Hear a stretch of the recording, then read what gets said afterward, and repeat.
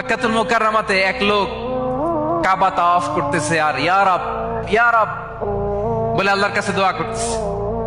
সাহাবারা তো অবাক, এই লোকের দোয়া তো আজকে কবুল হয়ে যাবে, এ তো আজকের সব সওয়াব নিয়ে যাবে।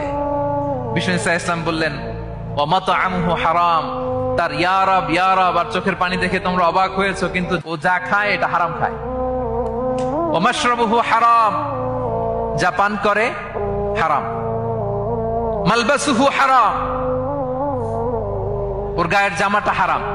ওয়া গুযিয়া বিল হারাম, খাবার দাবার সবই হারাম। ফাআন্না ইউস্তাজাবু লাহ, তার দোয়া কেমন করে কবুল হবে? জিহাদের ময়দানে যে সাহাবী সর্বপ্রথম তীর মেরেছেন তার নাম সাআদ ইবনে আবি ওয়াক্কাস রাদিয়াল্লাহু তাআলা। তিনি বিশ্বনবীকে বললেন, ইয়া রাসূলুল্লাহ উদউল্লাহ আইয়াজআলানি মুস্তাজাবাদ দাওয়া, হে নবী আপনি আমার জন্য দোয়া করেন, আল্লাহ যেন আমাকে